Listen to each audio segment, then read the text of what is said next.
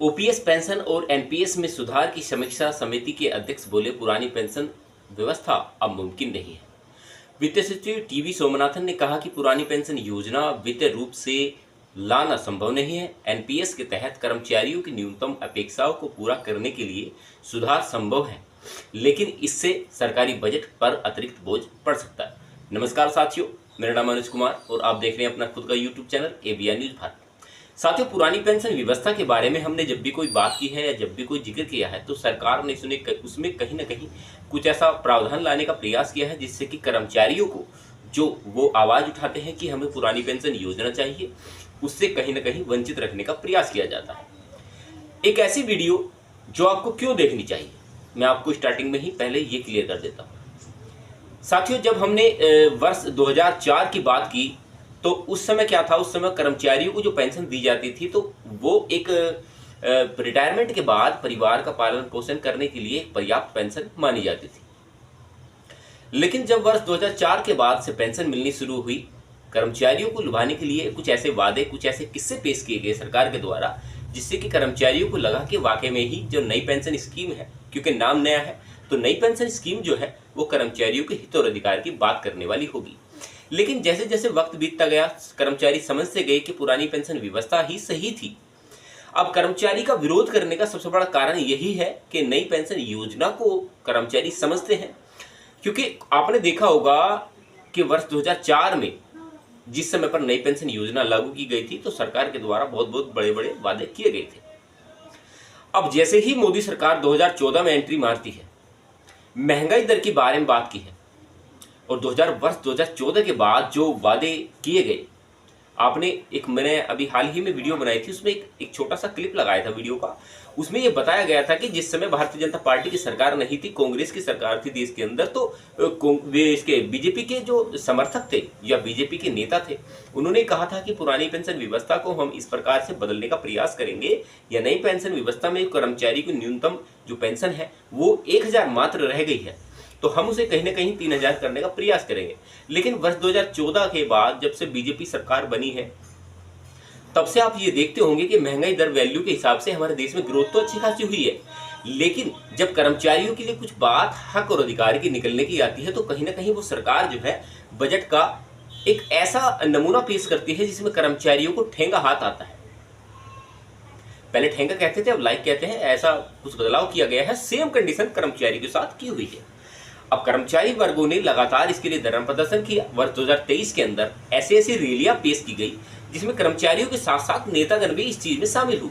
लेकिन नेताओं ने केवल अपना एक फरमान जारी किया कि हम आपको पुरानी पेंशन व्यवस्था लागू करा कर देंगे, लेकिन जब इसके बारे में या इसके पीछे की सच्चाई पता चली तो कर्मचारी हक्का बक्का रह गए, क्योंकि आप कर्मचारी वर्गों को जो लुभाने का प्रयास किया गया वो ज्यादातर अधिकतर आपको इस चीज के बेनिफिट बताए गए कि एनपीएस के अंदर आपको क्या सुधार मिल सकता है।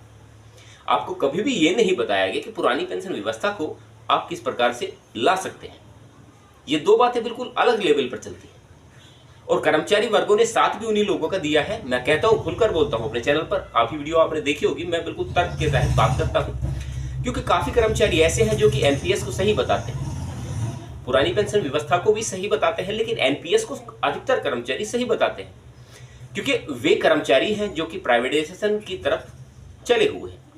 वो जो इस चीज के बारे में नहीं जानते, अधिकतर वो इस तरह की बातें करते हैं।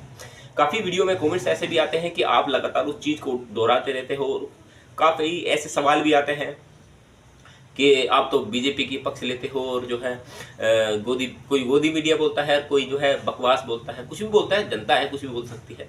साथियों, संपूर्ण वीडियो इसी पर आधारित होने वाली है। अगर आपको कंटेंट अच्छा लगे तो चैनल को लाइक एंड वीडियो को शेयर जरूर करना, ताकि हमारे जो और मित्र हैं वो भी इस मुहिम से जुड़ सके।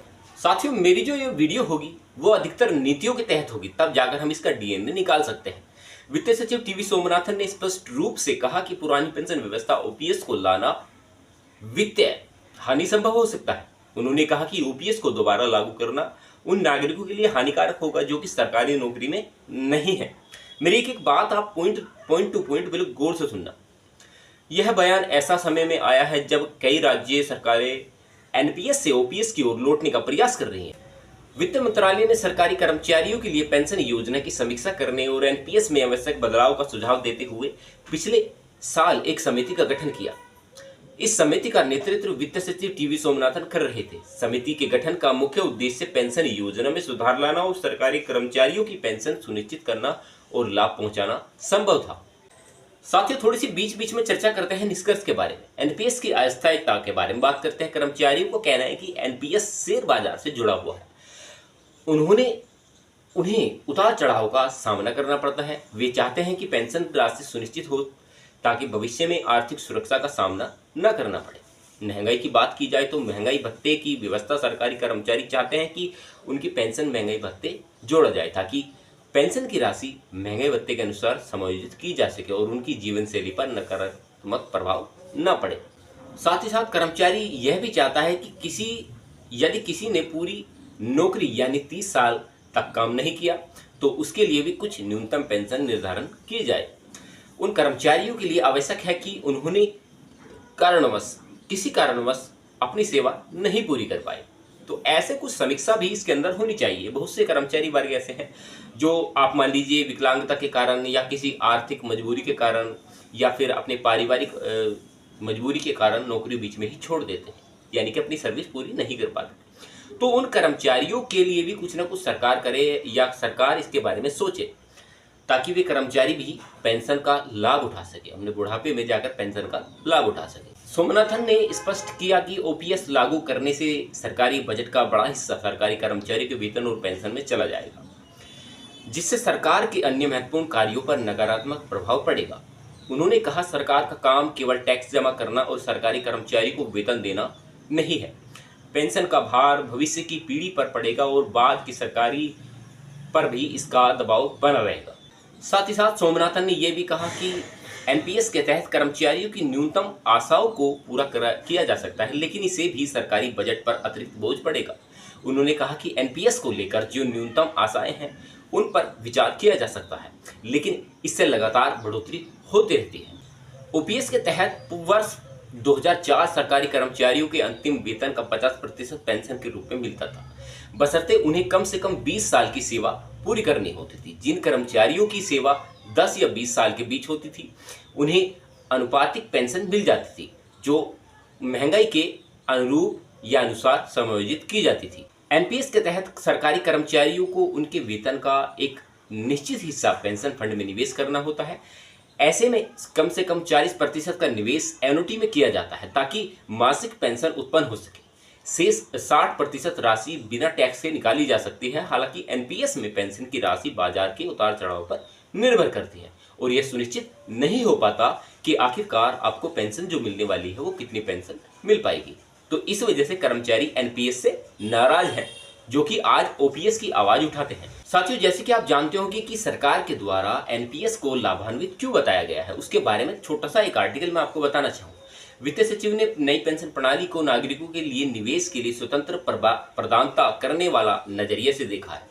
अब नागरिक खुद निर्णय ले सकते हैं कि वे कहां निवेश करना चाहते हैं और विभिन्न संस्थाओं में उन्हें बेहतर का रिटर्न प्रदान किया जा सकता है। उन्होंने कहा कि नई पेंशन प्रणाली में भी इस सोच के साथ डिजाइन किया गया जिससे नागरिकों को अधिक स्वतंत्रता मिलेगी और वे अपने वित्तीय लक्ष्यों को पूरा आसान कर पाएंगे। ये कुछ विशेषताएं बताई उन्होंने, तो हम इसके विपरीत चलते हैं। साथियों, हम इसमें सुधार की बात करते हैं।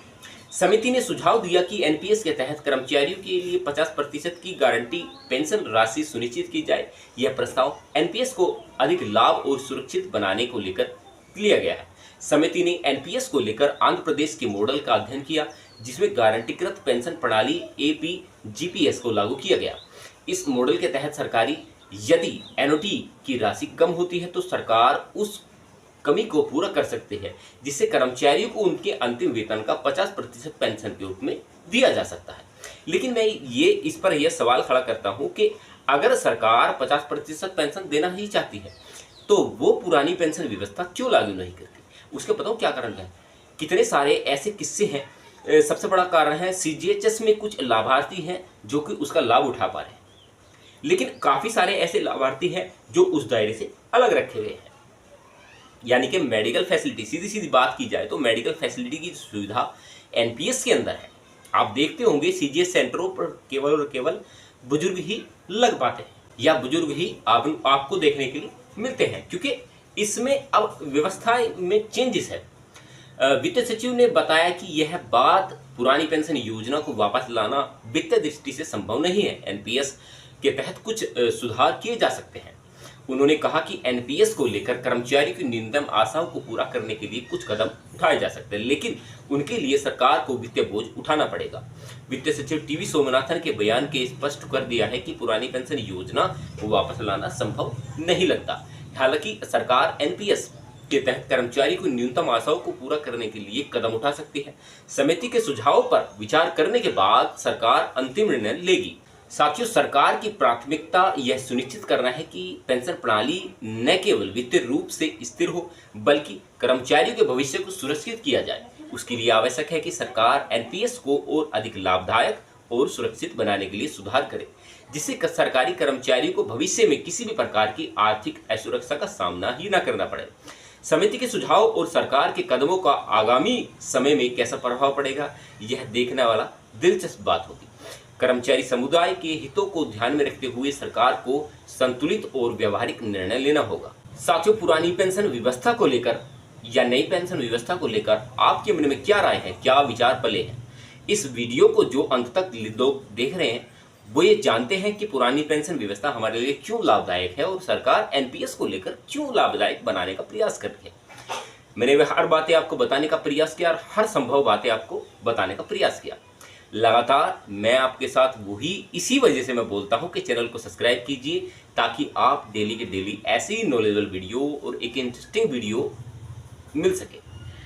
और कहीं ना कहीं हर कर्मचारी वर्ग जो कहीं ना कहीं मेरे परिवार का सदस्य जुड़ा है वो इस चीज़ के बारे में भली भांति जानता है कि मैं किस प्रकार की वीडियो बनाता हूं, तभी आज मेरी फैमिली बढ़कर 16 लाख से ज़्यादा हो चुकी है। उसके लिए आपका बहुत बहुत आभार है। चैनल सब्सक्राइब करें एंड वीडियो को लाइक करें। तब तक के लिए नमस्कार, जय हिंद, वंदे मातरम।